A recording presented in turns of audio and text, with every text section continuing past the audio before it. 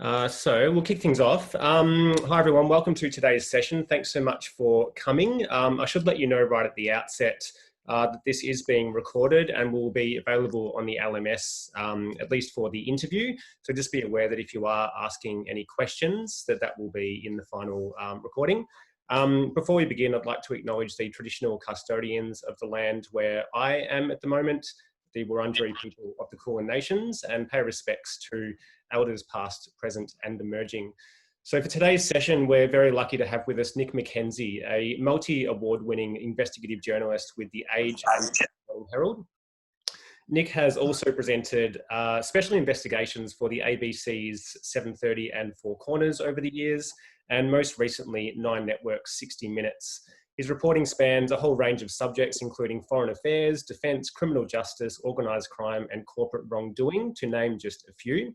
And in the past couple of days, you might have seen his stunning revelations, a joint collaborative effort between 60 Minutes, The Age and the Sydney Morning Herald, which revealed branch stacking operations within the Liberal Party, which follows a very similar story that Nick was involved in and was revealed a few months ago involving Victorian Labor. Nick's reporting has sparked numerous national and state inquiries, including royal commissions, and we're very, very lucky to have him with us today. Nick, thanks so much for spending some time with us. Good to be here. And so we're speaking to you in the fresh aftermath of these very stunning and highly anticipated revelations involving the Liberal Party, and I'm sure there are still some fallout to come from that.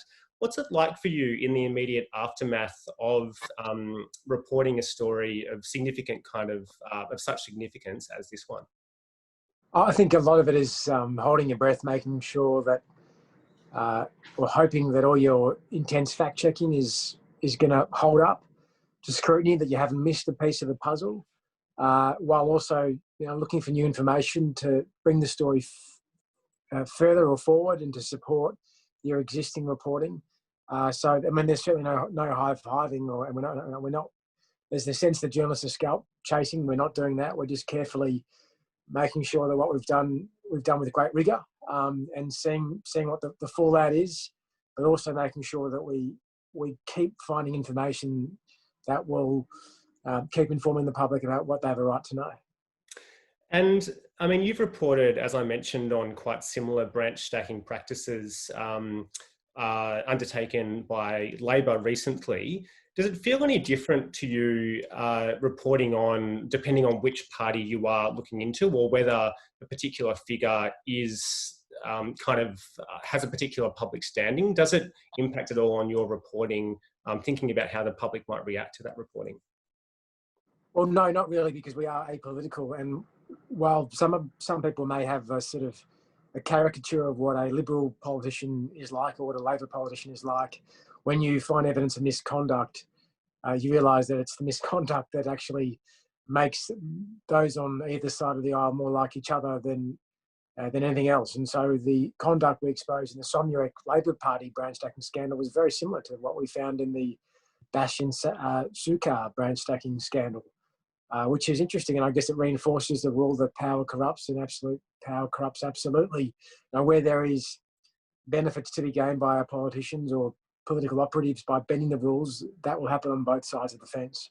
And we don't care whether they're Labor or Liberal, or Greens or Nationals. If it's there, if there's evidence of corruption, we'll expose it. Mm.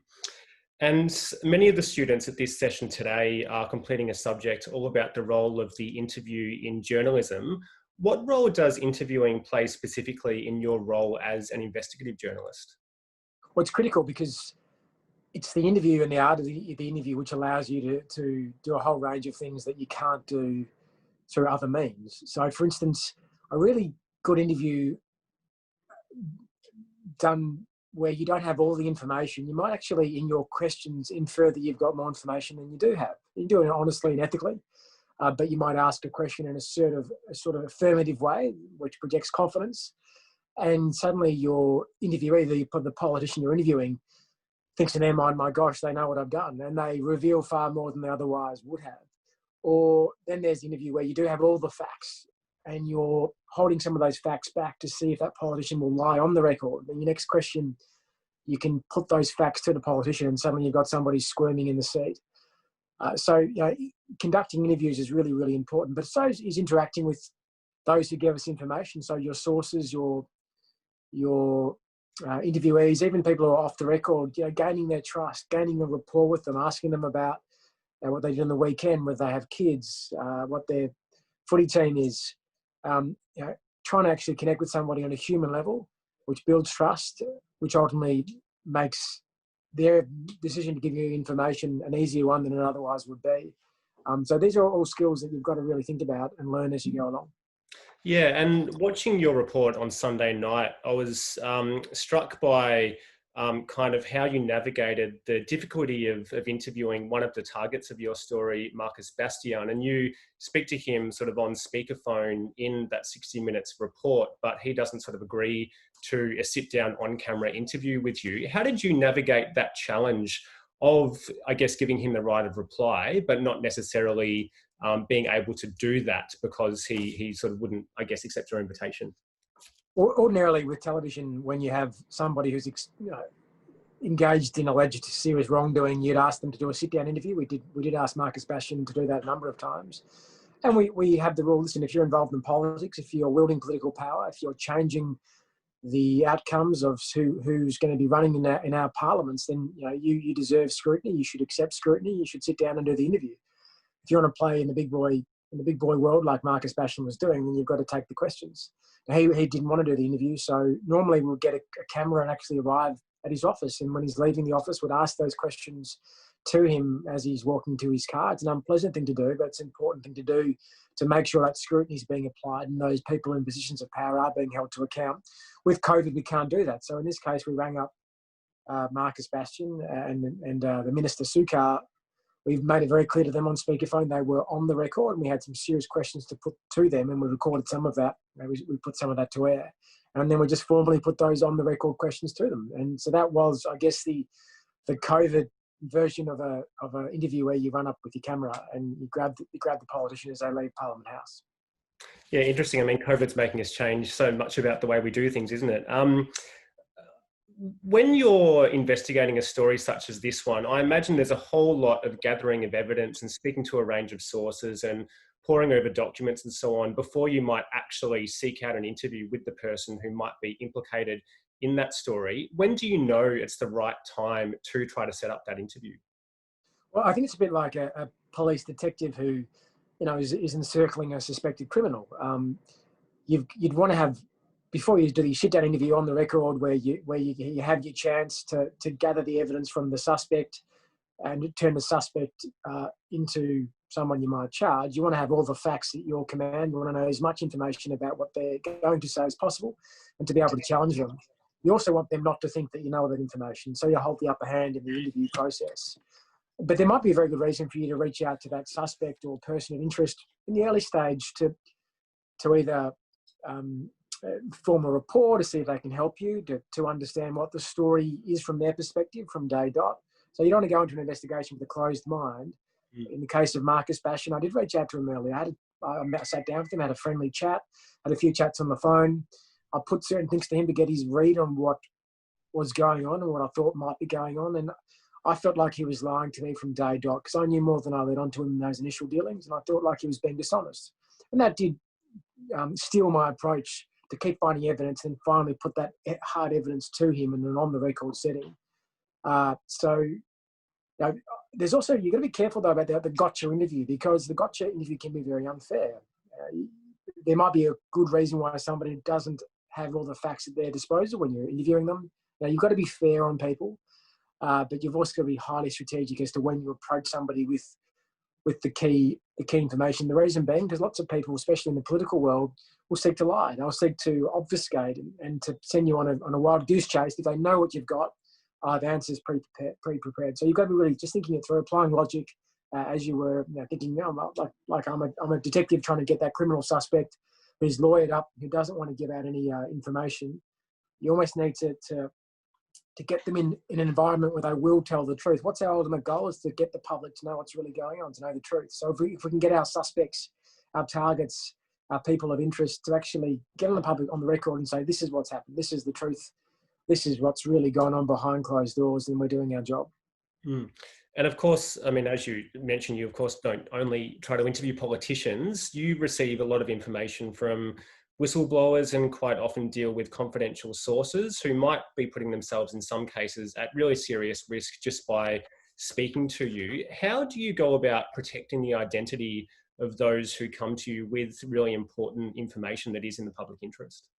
Well, you just think you've got to just go through a whole range of steps that do just that, protect their identity. And there's all these different encrypted applications we can use. I mean, someone's once said to me, working as an investigative journalist, sometimes you've got to be as careful with your communications as a drug trafficker. You've got to use public phone boxes. You've got to use special technology. Now, of course, we're not breaking the law. What we're doing is protecting the identity of people who are helping us behind the scenes, but who might lose their jobs, or even worse, if they're caught doing that. These critical whistleblowers. And you've got to take that very, very seriously. And ultimately, you've also got to be prepared that if you're in a court case and a judge orders you to reveal a source, you refuse to do that, even though that means that we can be charged as journalists. So, I mean, that's one of the most important things that we do, is to earn people's trust and to not betray them. So we hold the hands of our sources and our whistleblowers, and we make sure they're comfortable and make sure they have faith in the process. Too many journalists, I think, often throw sources under a bus. They get a bit of information, they publish it, they don't really care about protecting the source's identity. And I do care about that. And I've been over backwards to make sure that that source feels comfortable and knows that they will be protected in any circumstance. And I mean, that sort of ties in with something you were talking about earlier in relation to the different interview approaches that you take, whether you're interviewing a politician you really want to pin down, or someone whose trust you need to work really hard to gain in the course of telling that story. How do you encourage confidential sources to really trust you and open up, given that, there are examples where journalists haven't taken that ethical responsibility so seriously in the past? I think you just treat them as you would wish to be treated. You think about how you'd want your mum treated if they were approached by a journalist. I'd say to my mum, if a journalist knocks on your door, shut the door.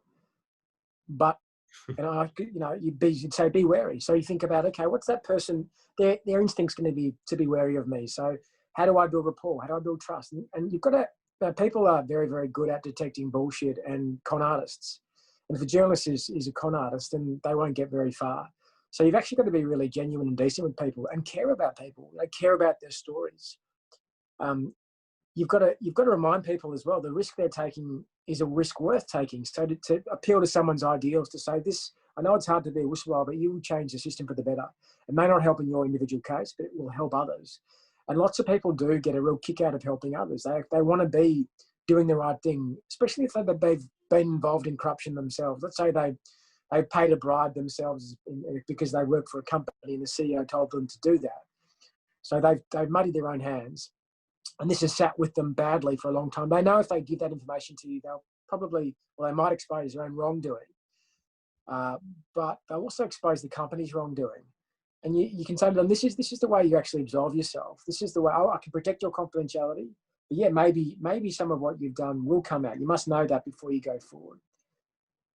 But if you're comfortable with that, think about what you'll achieve. You'll achieve there and expose that really serious crime and corruption by the company at large, and the CEO, who's much more senior than you, who is directing you. You might encourage that person to go straight to the police, to give their information to the police to ensure it can be acted upon properly and thoroughly.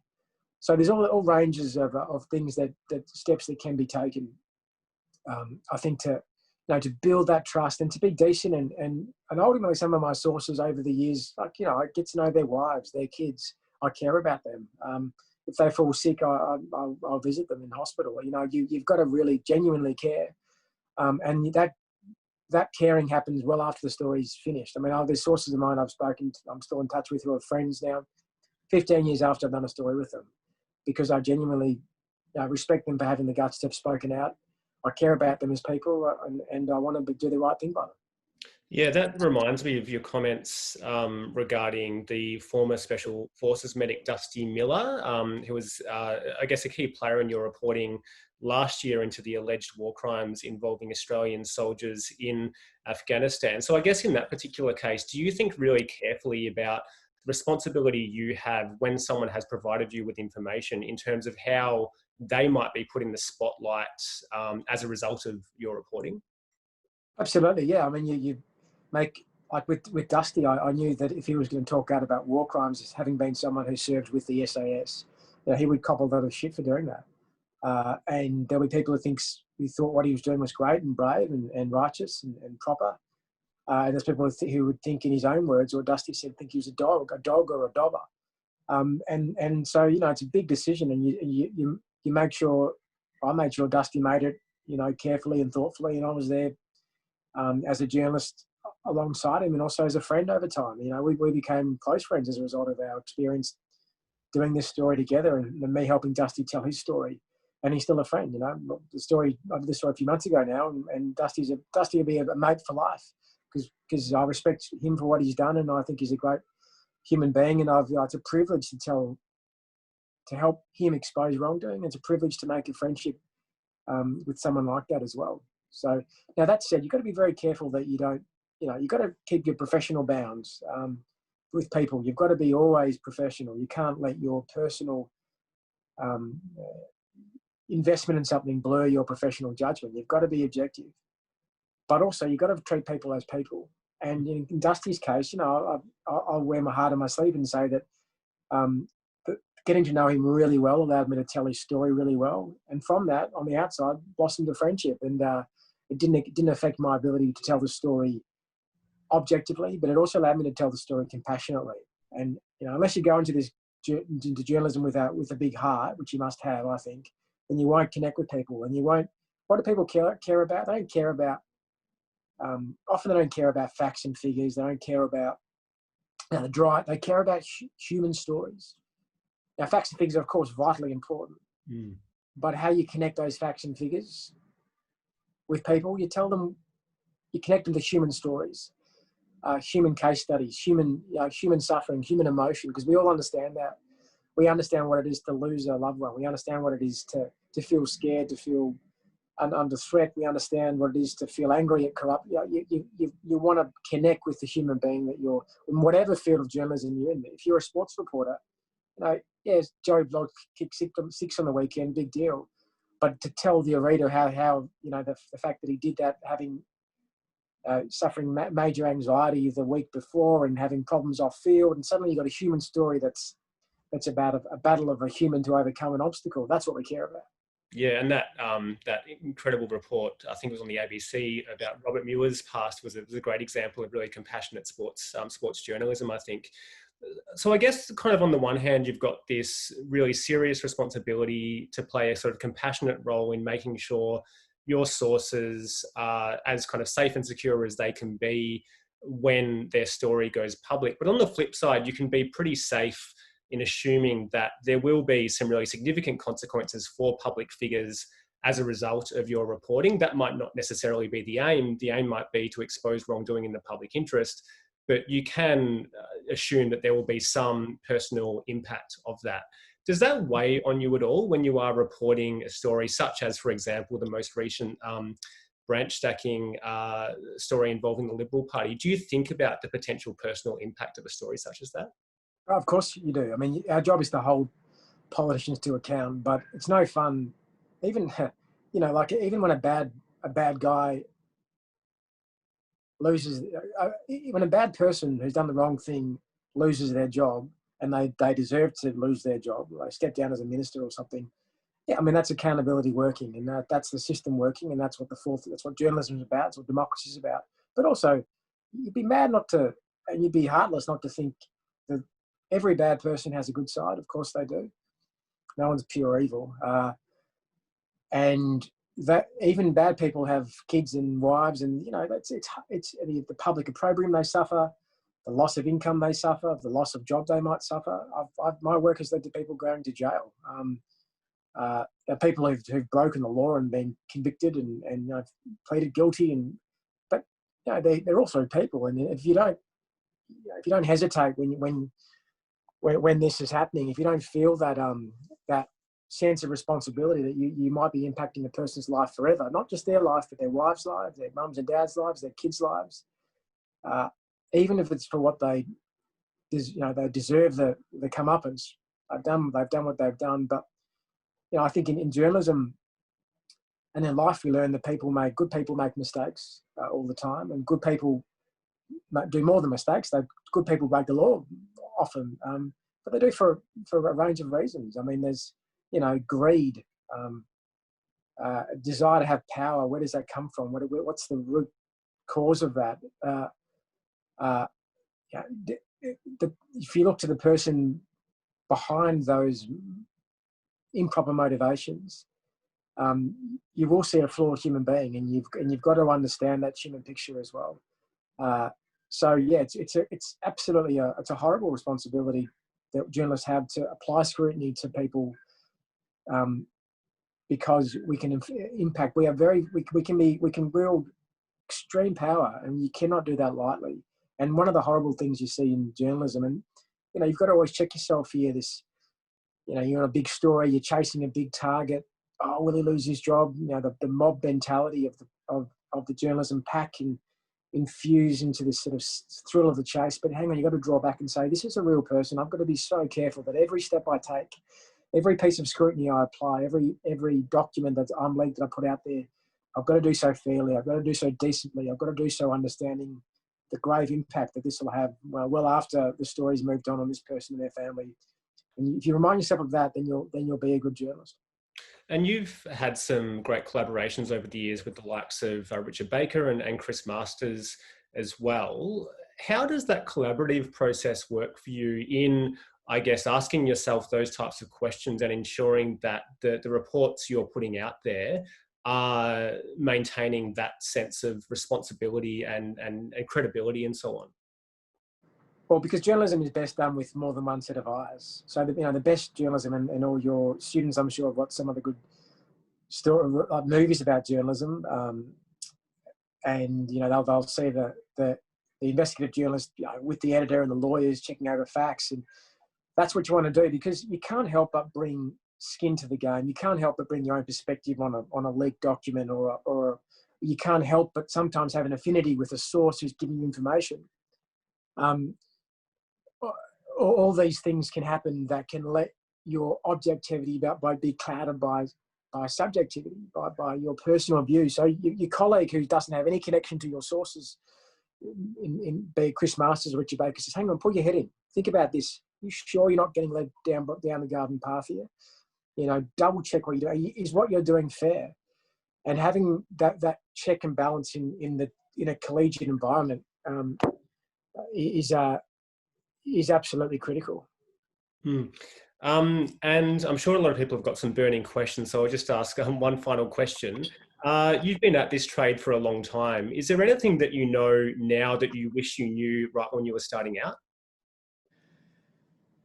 Of course, yeah. I'm still learning every day. I still don't think of myself as that old either, by the way. Yeah, I mean, yeah, I mean, you like in life, in journalism, you learn lessons, you get more experienced, you understand people, you understand motivations. I think, with my experience, I'm in some respects, I'm more confident about my ability, but I'm also, with my experience, I'm more insecure. I'm more nervous about stuffing stuff up now, because I know how frail the human mind can be. I know I'm prone to making mistakes. I've known myself better now. I'm not I'm a more insecure journalist, which makes me a better journalist. I think I was in a rush when I'm in my late 30s now, but I started when I was 20. When I was 20, I was just running too fast. And now I'm still running fast, but I'm probably more nervous about stuffing up now than I was back then. I think I took more risks as a younger journalist, so I'm just much more cautious, I think. And I guess I deal with people across all sides of politics, and I'm absolutely apolitical, and I like people in the Labor Party, and I like people in the Liberal Party. I think there's decent people on both sides of politics. And so now I really understand, I think, a lot more about human nature and how it plays out in the political arena, and just those little things make you a better journalist. You drop your assumptions about how be they different political parties or different institutions like the police force or the defence force. You go into there thinking about how these places work, and then you get to know soldiers in the SAS, and you go, geez, I thought soldiers were like this, but they're actually, some of the SAS guys are the smartest, some of them are big academic thinkers. You know, some of them love military history.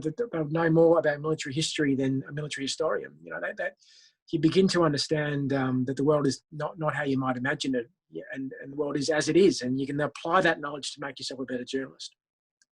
Great, thank you. Before you open to questions, so can I just excuse myself for 15 seconds? Yeah, totally. Yeah, go for it. Yeah, I'll back in 15 seconds. I'll keep this on.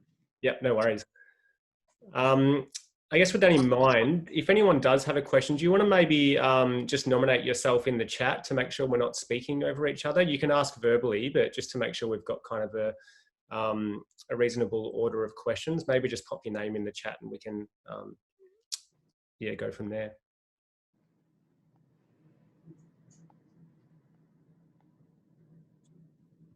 Okay, Sophie, great.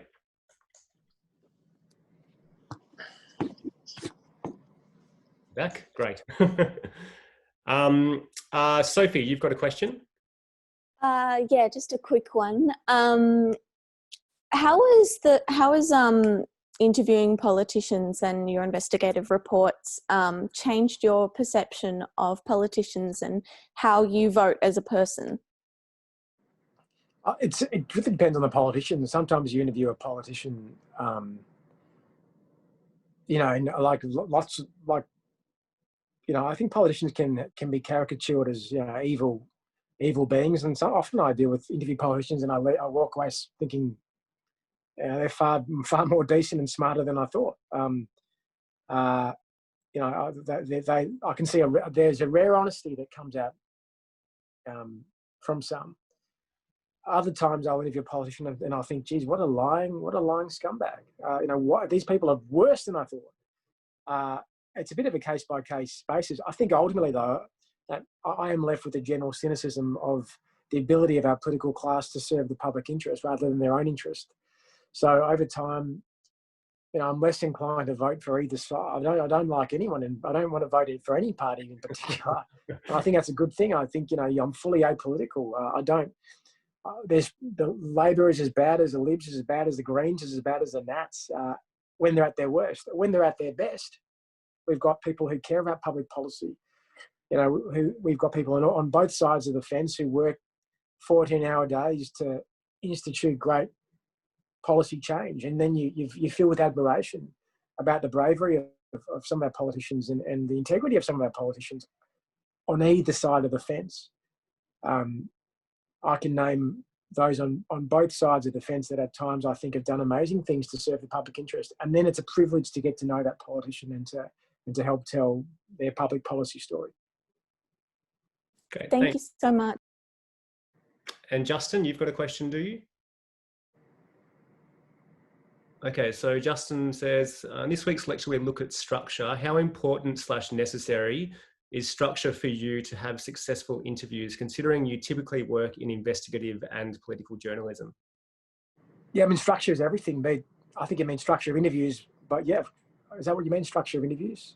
Yeah, you've got to plan, and you've got to plan your attack in your head. Hey, how will I go into this? The classic thing, you know, for political interviews, often you start, if it's a pre-recorded interview, for instance, so it's not going live to air, you want to relax. You relax the person. You get the best out of them and make them drop their guard. You know, ask them easy questions, and then you leave the tough ones to the end. I mean, that's just common sense. Yeah, if you're dealing with a corruption suspect, you're interviewing them, and you know they're a liar. You want them to hang themselves in the interview. So you want to come across as dumb to start out off with, as if you don't know what you're talking about. And then as you go on, you suddenly go, boom, what about this document? What about this document? And suddenly the person's going, whoa, and you're getting the truth out of them. So you've got to, I mean, journalists who go to interviews without thinking about what they're going to do is nuts. But that said, if you are just staring at your questions and you're not looking at body language, you're not reading a person, you're not listening to what they're saying, then you won't do a good interview as well. So I often write out all my questions, then I leave them aside and I go to the interview without any questions, but they're in my head. And then I just interview the person, and I'm really listening. Like, I'm exhausted after a television interview. I'm exhausted because I'm so focused on that person and what they're saying, and picking up on little things. Or, you said this, why'd you say this? Just so, you know, I've left my structure at the door. I've got it. I'm happy to abandon it if I need to. And I'm going in there fully focused on that person in front of me. And Andrea, you've got a question? Hi, Nick. Congratulations on some terrific stories, particularly the branch stacking recently. I wanted to ask you about undercover reporting and the pros and cons of it. And when you decide to do undercover reporting, what safeguards do you put in place for yourself? And what are you weighing up when you decide to be a bit more subversive with the way that you're reporting? You know, you've got to, you apply what I call the front page test, which is, I think, you know, you say to politicians, would you, if your conduct was on the front page of the paper, what would the public think? So we apply that to ourselves. If our undercover operation is exposed as an undercover operation and put on the front page of a rival newspaper, what will the public think? If the public think that we've acted unethically or dodgily, then don't do it. And so I do occasionally need people to go undercover, because that's the only way in the public interest you can expose deep-seated hidden corruption. But you've got to be extremely careful, because the number one piece of our ethics and our code of ethics is that you must declare yourself as a journalist. Because you can't, you know, if you can't be sneaky, you can't abuse your power, you can't entrap people. So if you're not going to declare yourself as a journalist, if you're going to get someone to go undercover and break that code of conduct rule, then you've got to have a hell of a good reason for doing so. And you've got to know that if in doing so, it all comes out, somehow the undercover operation is revealed, then you can wear the scrutiny that's going to come with that. I think you should. The undercover sting's also, the lazy journalist does it, because the hardworking journalist finds other sources to get information, goes really deep to get information through, you know, normal channels, and doesn't resort to that. What can be a lazy step is to pretend to be somebody else. You know, there's better ways. You only want to go undercover when there's no other way to do something. So, and sometimes there is no other way. And so sometimes I think it's worth doing. Thank you. And Chloe, you've got a question? Yep. How do you balance having connection with the interviewees whilst also maintaining a professional relationship with them? Well, most interviewees, I don't have a professional. When I said earlier, you know, I build a rapport with people. That's normally with sources, confidential sources, whistleblowers. Mostly I'm just, you know, and the good thing about being an investigative reporter is I can look at a politician on Monday, and then on Tuesday look at somebody. I'm not stuck in the same political round of reporting. So I can actually, you know, go in pretty hard and heavy and just confront people pretty brutally and frankly, and then not having to worry about, you know, bumping into them the next day in Parliament House like the political reporters have to do. It's really hard to manage those ongoing relationships, which you need as a political reporter, and also being a tough ass, which is what you need as a political reporter as well. But also, like with Dusty, you know, when I interviewed him, he was a friend. And after the interview happened, I hugged him and we had a little cry together. And, you know, did that affect my ability to tell the story? No, I remained objective. But I also had my compassion for Dusty. And that made me tell Dusty's story, knowing the guy, and caring about him. And that story was about caring about a human being. So it's a different approach.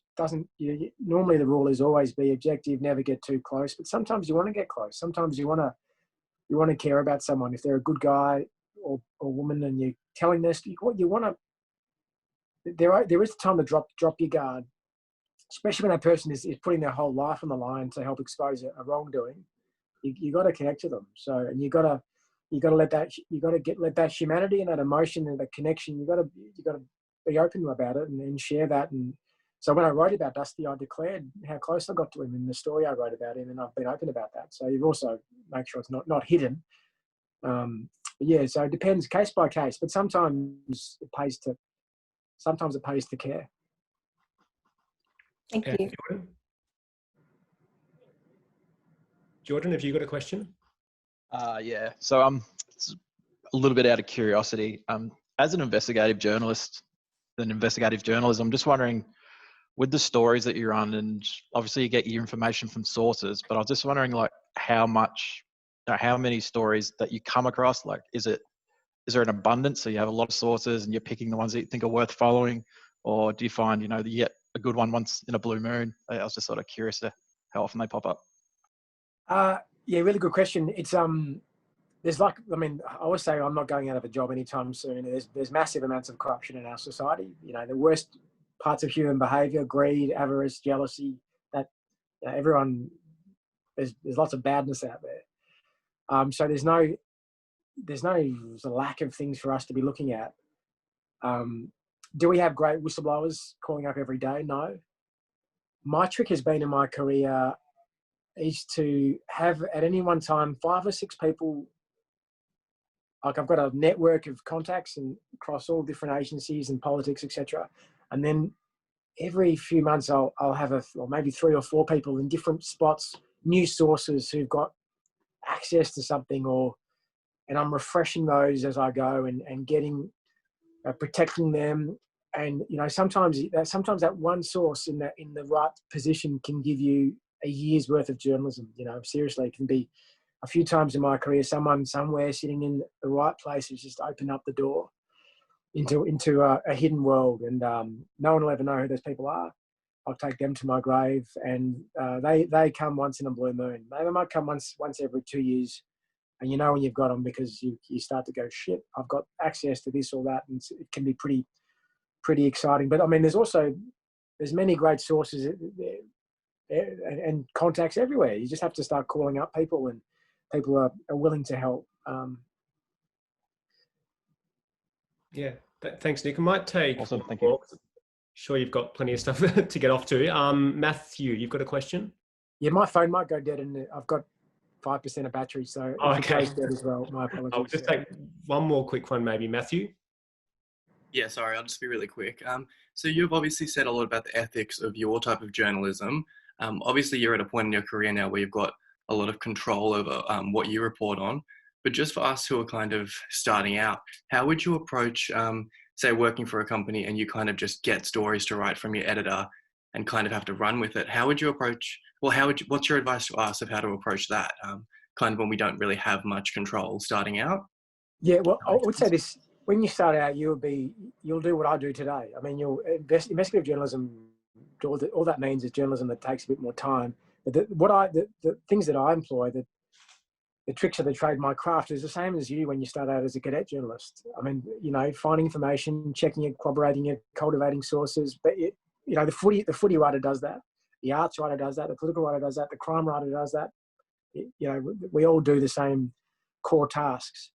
So, and you've got to develop your personal ethics and what you stand for as a reporter from day dot. So yeah, I was told to do stories as a cadet. I'm told to do stories now as a more senior reporter, and I've got to follow my editor, of course. But also, as a cadet, as a more senior reporter, I've also got my own sense of ethics. I know what's right. So you've got to stand up for what's right, politely, properly. You don't want to be someone who's being a pain in the bum in the newsroom, but never ever do something you feel is unconscionable or wrong. And that's that's a rule for any job. I used to be a valet car parker, and I wouldn't steal coins from someone's car. I was valet car parking, even though lots of other valet car parkers did. You gotta have that sense of professionalism as a junior burger or senior person, and that's you control that. You control how you act, you've just got to. I think at some publications, journalists get pressured to do hit jobs. They get pressured to do attacks, smears, and sometimes they probably do them. Sometimes they like doing them because their own sense of ethics maybe isn't quite there. but mostly journalists are really decent people, be they working at News Limited or Nine or ABC. And they, I think journalists care about being a journalist. And once you lose your personal ethics as a journalist, then what are you? You're a mudslinger. So that's all we have in this game is our reputation. You can spend a lifetime building it and you can lose it overnight. And you don't want to lose it as a cadet. You don't want to lose it as a 5-year journalist, or in my case, an 18-year journalist. In fact, it's easier for you as a cadet to stuff up, make a slip up and learn from it. No one will really care. In that respect, you've got more ability to be a bit fluid and learn as you go. So yeah, I hope that makes some sense. Yeah, thank you. Oh, we might leave it there so we don't lose you mid-sentence, Nick. But thank you so much for so generously providing us with your insights on what's, I'm sure, a really busy week for you. It's invaluable hearing from someone such as yourself and how you go about doing your job. So thank you so much, and best of luck with if there's anything else to come from the branch stacking story or the rest of your career. Best of luck with all of that. Yeah, thanks. And listen, I just want to say to your students, when I was a journalism student, not that long ago, people would always come in from the profession and say how hard it is to get jobs and how bleak it was, and like lots of crusty old journalists talking it down. Journalism is great fun. It's a really, really good fun job. It's an important job. Even the crappy work is a privilege to do. And I do lots of crappy work now, and I still find it fun, as in the sloggy stuff. And, if you want a job in this industry, you'll get a job. You just have to be determined. So don't if you want to be a journo, just go for it. And don't be scared about working in the bush or working in the suburbs. Like I worked in Wagga Wagga. It's good fun, even though when you're 20 or 21, you might not want to go out to a country town. You'll look back and say, and then you'll have a great time while you do it. So don't get now, if you want to be a journalist, if you know that's what you want to go for it. And don't let any people talk you or out of it, because the state of the industry is tough. It is tough. There are redundancies. People are getting let go, but there's always, young journos can always get work and they can do great. The best thing about journalism is you can be 19 years old and break the biggest story of the year. You get, as long as you've got the determination and the drive. So, go for it. Be excited about it and start writing stories now. I always used to say that as a journo student, and I say to all journo students now, don't consider yourself a student. Consider yourself a journalist. Get published. Get freelance. Get published in the Age. Get published in the Herald Sun. Get published in the Big Issue. Get pieces on the ABC. Do it now. Go on your community radio. You're not a student. If you want to be a journalist, you're a journalist today. Run it. Get your own blog. Whatever. Do something. And have fun while you do it. That's perfect sentiment to end on. Thank you so much, Nick. Really no worries at all. Cheers. Have a good one. Thanks, guys. Good luck. See ya. Thanks everyone for coming. That was pretty awesome, I thought. So I'll make this recording available on the LMS in the next couple of days. Otherwise, for those who are in the interview, we've got a shoot starting for some of you at 12 p.m. So we better take a bit of a break before then. But otherwise, I'll see the rest of you in the other tutorials. Thank you.